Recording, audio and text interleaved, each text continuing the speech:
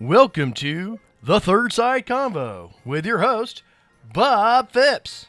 Your panelists today are Ted Johnson, Jeff Barrett, Peter Gallo, no, not him again, Joe Boy, and now your host, Bob Phipps. Well, welcome to the Third Side Convo, where today we are going to talk about Amendment 3. Now, of course, this should actually be an easy show to get through with this without mentioning any people's names, because we're just going to be talking about Florida's Amendment 3 and its idea that we're going to all of a sudden now have recreational marijuana in Florida. Now, we've had medicinal marijuana, and we've got Ted Johnson on this panel, which we're so happy to see him, given the fact he's from California, and he can kind of give us some inroads on what really happened there. Now, it's, I guess, been on the ballot, or of course talked about it for a while. Joe Boy actually was involved in trying to get the medical marijuana started. So we're going to be talking about maybe whether we should do it, but also what's going to happen next. If it passes, as it looks like it's going to, what's going to happen? Some people in the panel may be happy. Some people on the panel may not care.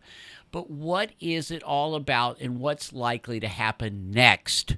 So let's go on and go to Ted first. And Ted, y'all have been on this since what? I think 2016, or is it 18? Y'all have had the medicinal marijuana.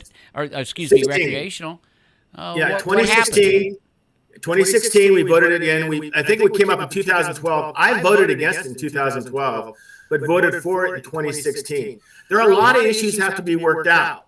But I will say this, that and just recently, I think in 2023, cannabis sales in California raised $6 billion in taxes.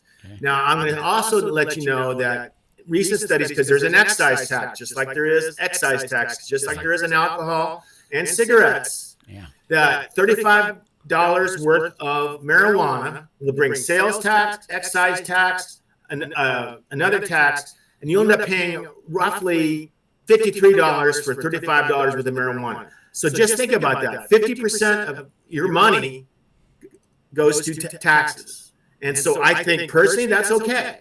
But I just want people to know there's other issues that came up when California started, and it was financial. You cannot pay with a debit card. You cannot pay with a Wells Fargo debit card in many dispensaries because Wells Fargo is based in North Carolina. In North Carolina, marijuana sales are against the state law. And Wells Fargo did not want to get in a criminal case with millions of people buying marijuana. So all those things have to be worked out, but can be worked out. Got it. So you're saying the five-finger bag for $15 doesn't exist anymore, is what you're telling me? No. Well, and the other thing is, in California, just like winemakers, the experts, the culinary, which are now agricultural experts, have come in. They know when to put certain nutrients in the soil at a certain time. You get flavors, you get different treatments, harshness or softness, even flavors into the smoke. It's become just like wine. You know, I like this, I like that. You can get maple, blueberry syrup, marijuana, flavored marijuana now. It's grown naturally, by the way. So no longer medicinal. Jeff Barrett, let's go ahead and go to you. And what do you think the difference is? Why are we doing this, and should we be doing it? Well, yeah, we should be doing it. And like California, they've made a lot of money. Colorado made billions of dollars.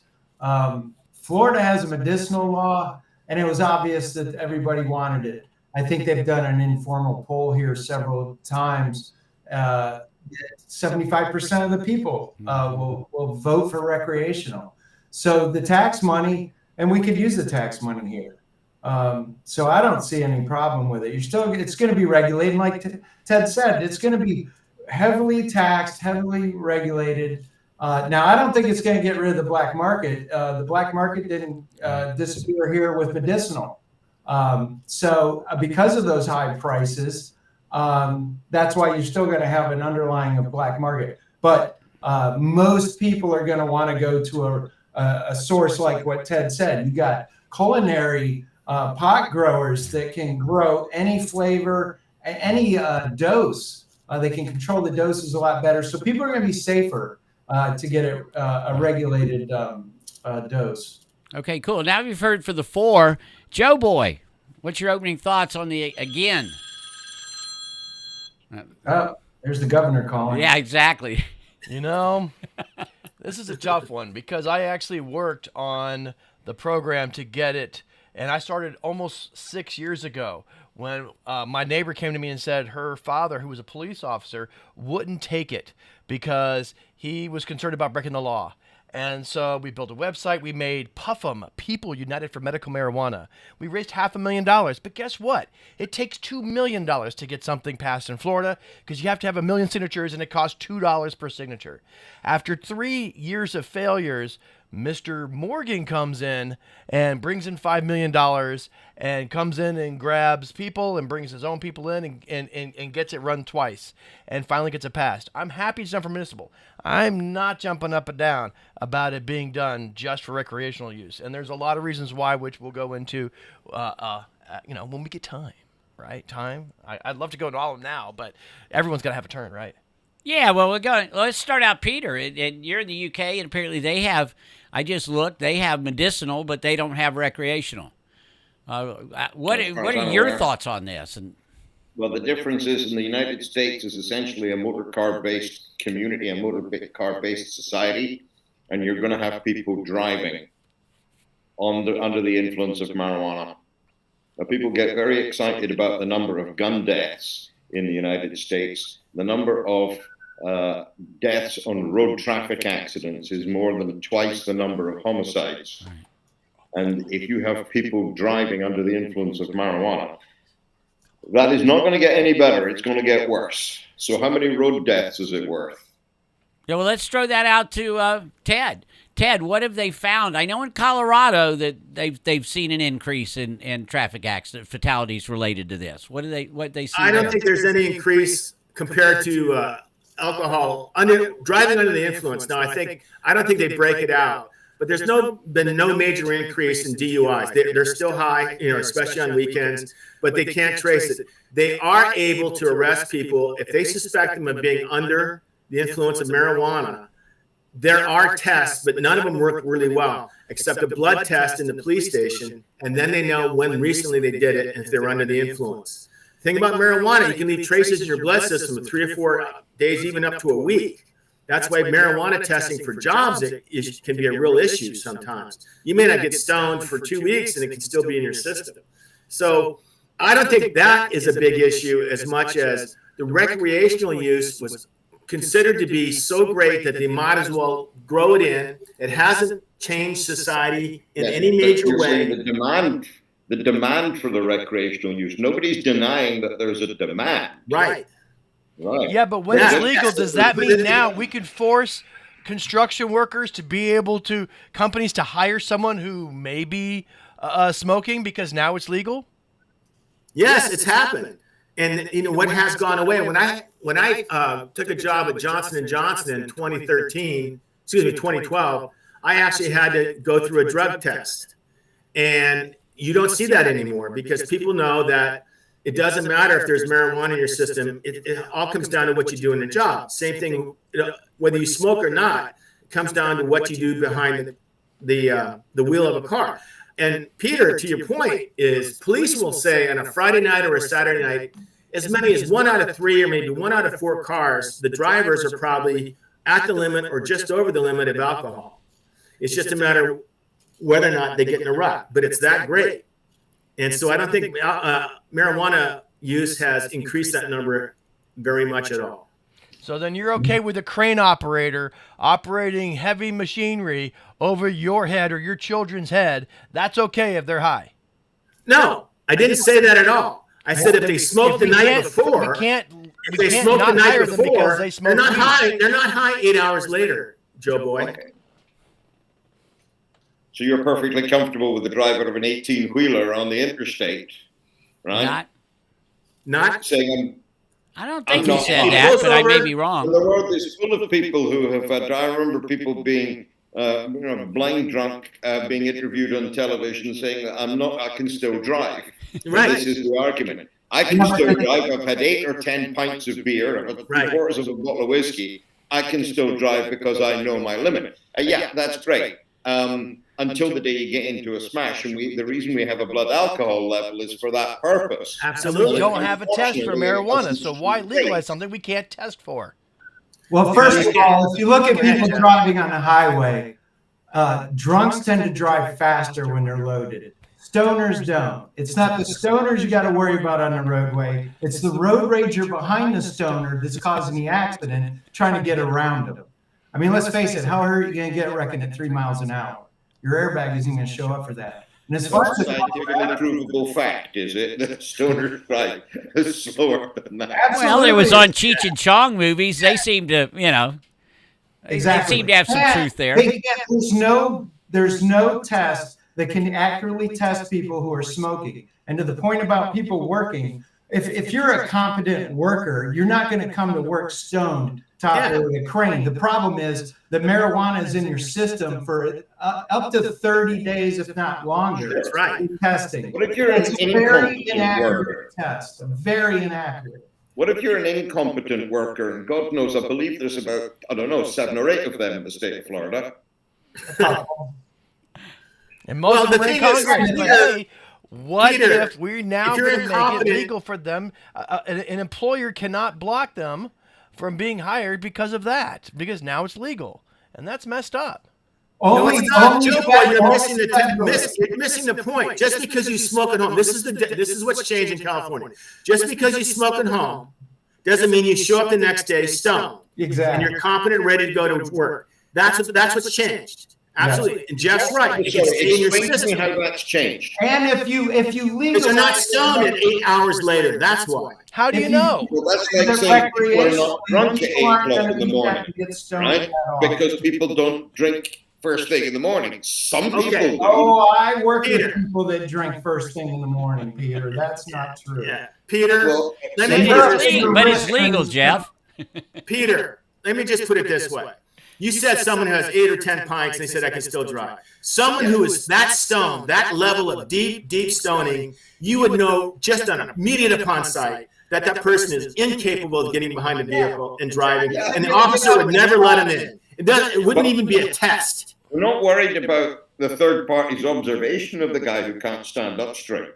We're worried about the individual himself. Well, isn't that true about the 8 and 10 pint guy who gets in the car anyway? That's exactly the same thing. Absolutely. Right? If your brain is fritzed, you're going to think, I'm fine, I'll be okay.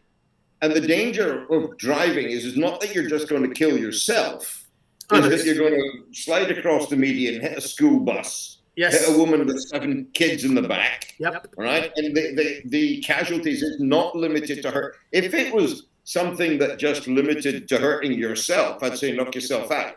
I know. Literally. All right. Well, we're going to have to take our first break. Okay, hold that thought because there's some insurance and legal issues we got to look into on all this. So we'll be right back after this first break. Corona Cigar Company is your one-stop shop for all your cigar needs.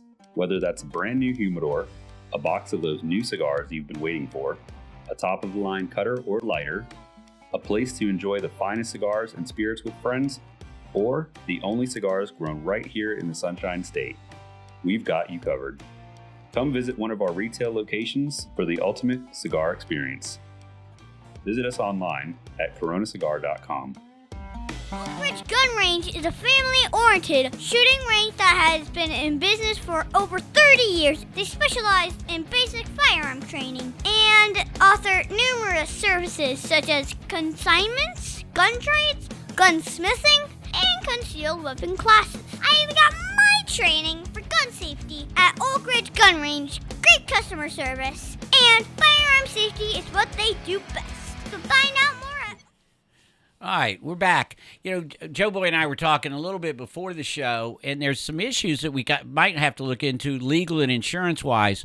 What happens if somebody gets in an accident and it is, I don't know if assumed or let's say that it's brought up that you may have been high? What would happen to your insurance, Joe?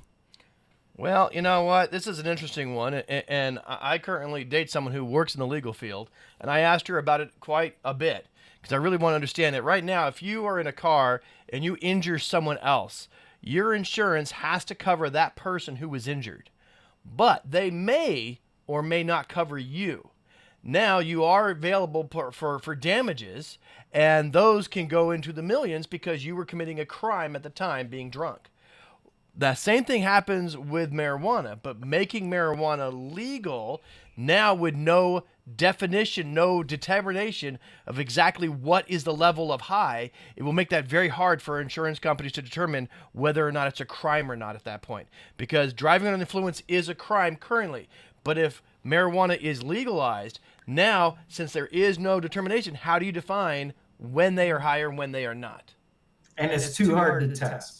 It's Correct. very hard to tell. So now they have to cover the insurance people, companies are and going those to err people on who the get side of injured don't get caution. to go for And if you have damages. marijuana in your system, even though you smoked it 10 days ago and you get involved in a road accident, they're not going to pay, because the only thing that insurance companies love more than collecting your premiums It's not is bad. declining your claims. Yeah, I Well, wonder if Peter, there have been that- any cases on that, Ted. Again, Peter, you go to examples that just don't work. You go in an accident 10 days after you've been stoned, and even if it's your system, the officer looks at your eyes are clear, you talk clearly, you pass any Sorry, physical it's test. there. You're conflating the criminal offense of driving under the influence and the insurance company's liability to cover you for it. Then I'm just telling that there was going to be no offense filed by the police on this But case. that's what I'm saying. It's not an offense, right? You can get involved in a road accident.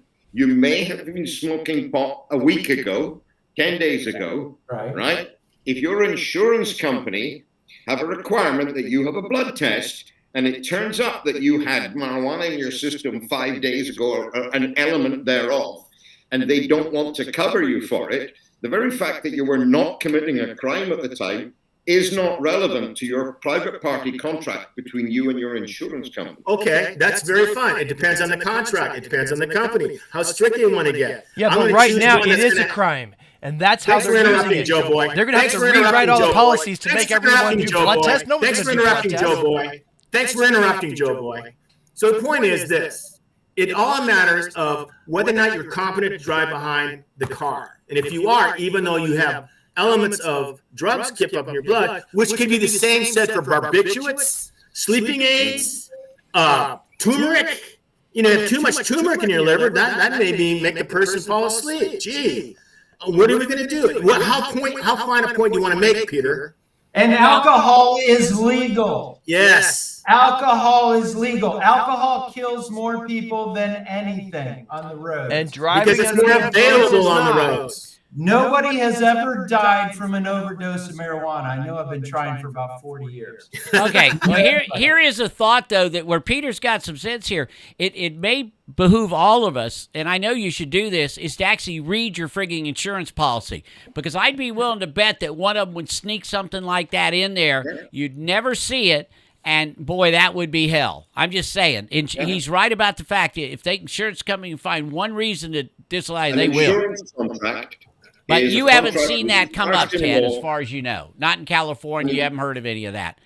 Right. An insurance contract is legally classified as a contract of ubere mai fide, the ultimate, the utmost fidelity. That means if they ask, do you're a life policy or whatever, and they ask, is there a history of heart disease in Right. your family, and you say no, you then contract heart disease, and there's a claim on it, and they discover that your great uncle 3 times removed died of heart disease. The fact that you didn't know about that is, good luck with you arguing about that. The reality of it is, if there is a provision in the contract, right, it will be very strictly interpreted against you. And I'm It's sorry. probably did you not a interrupt? bad, Peter, you're right. It's not a bad idea to know what is in your policy. I can Yeah. see them as more and more states do this. Now, Ted, there is one thing I want to ask you about in California. From what I heard, that even though, yes, there was all this millions brought in from marijuana sales to the state coffers, what I heard, though, is that alcohol sales were down, beer and alcohol sales were down, such that the net effect wasn't as good. Now, that possibly could be just because that's, that it's been down for a while. I don't know. But that's what I read. So that's a good point. And personally, I haven't heard that. I don't see it in my locale. I don't see it in my household, actually, though I have cut back. But the point is that a bad thing that alcohol has come down? Like Jeff says, your mental acuities decline greater in alcohol than they do in marijuana. I from someone who smoked and grew it back when I was in college, I can state that as a fact. Yeah. Now, but back to the other issue that doesn't come up, that did come up immediately, and it had to do with the financial issues, is these dispensaries, because they couldn't use banks, had to take cash, and you had to put cash in a box. Yeah. And then guess what? People in Oakland said, I'll ram this stolen SUV through your front door and take your cash, which has happened. That has settled down, though. That has evened out. People now, they use credit unions, and some banks allow it to be used. So that's taken care of. Yeah, the banks have really gone crazy on that, and there was CPA firms that actually were specializing in it because they had to work all in cash, but there's also some other things, too. They're not allowed to deduct things because, quote, it's illegal on the federal level. So there's still a lot of federal stuff that's Very tricky.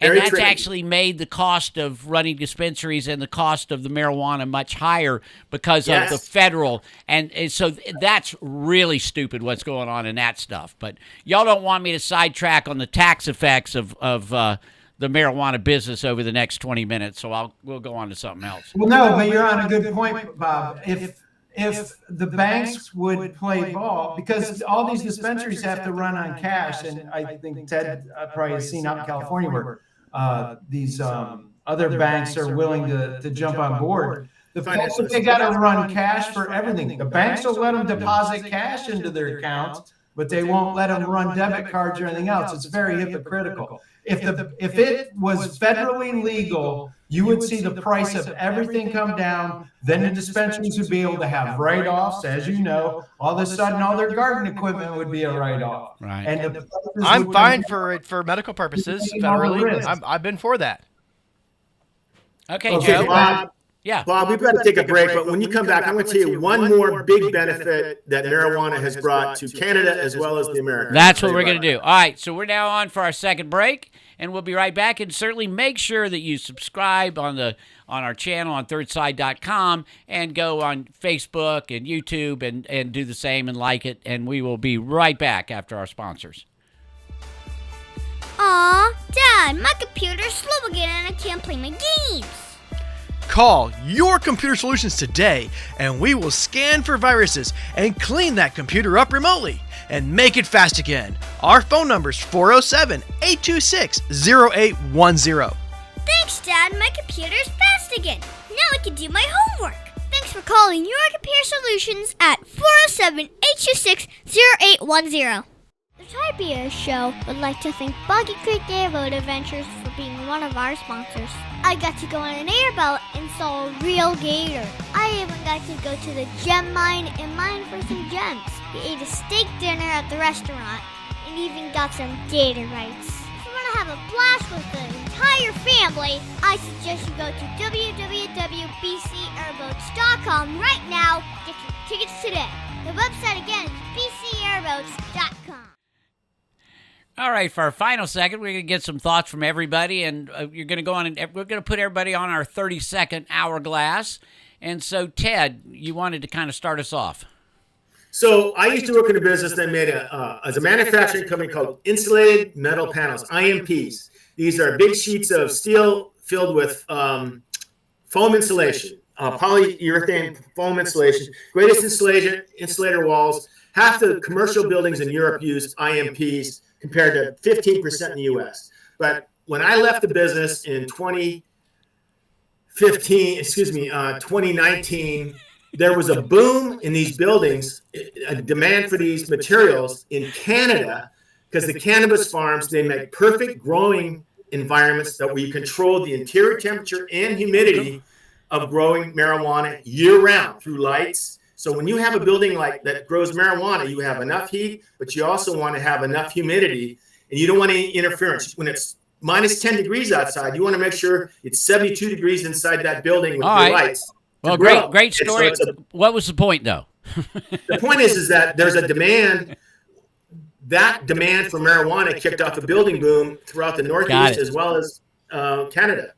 Got it. All right, Jeff. Is this time for this to happen?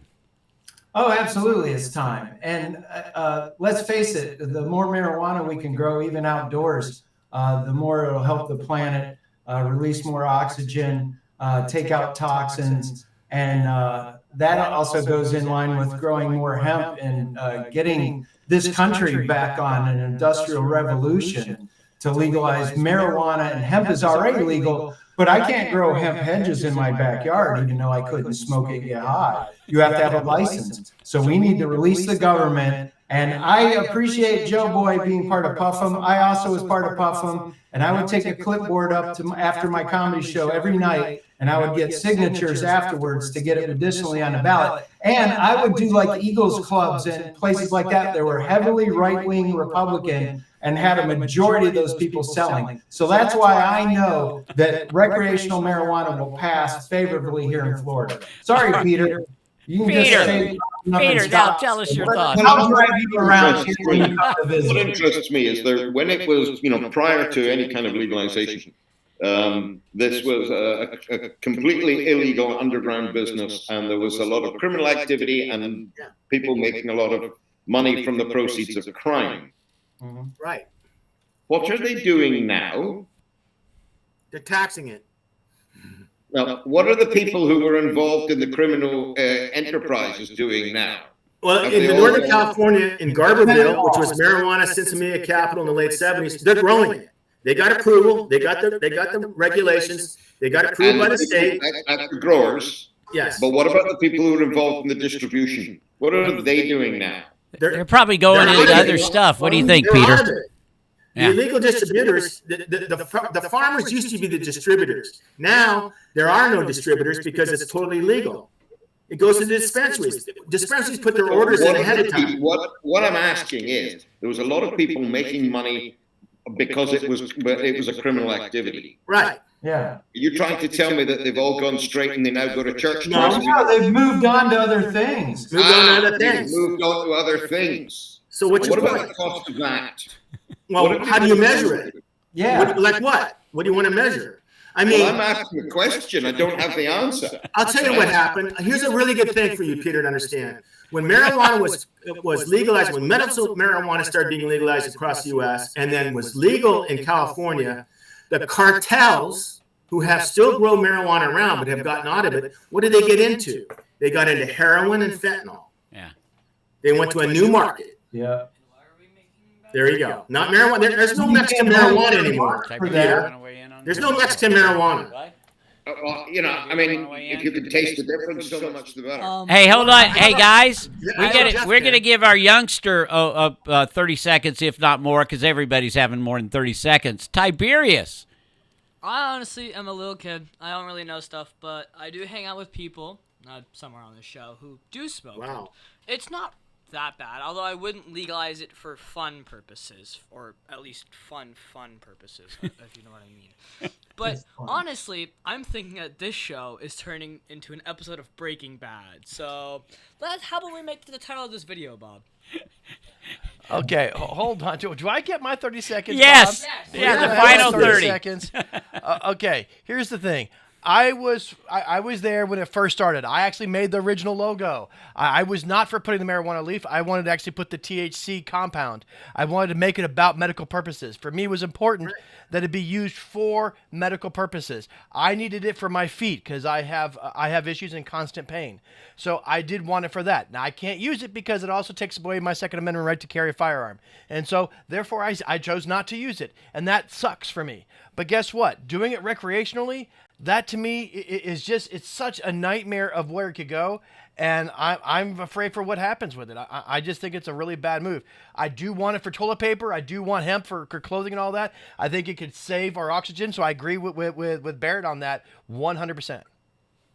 So Joe Boy, why don't you use CBD? Why don't you get mail-delivered CBD out of California? I didn't say I don't. There you go. There you go. Okay. All right.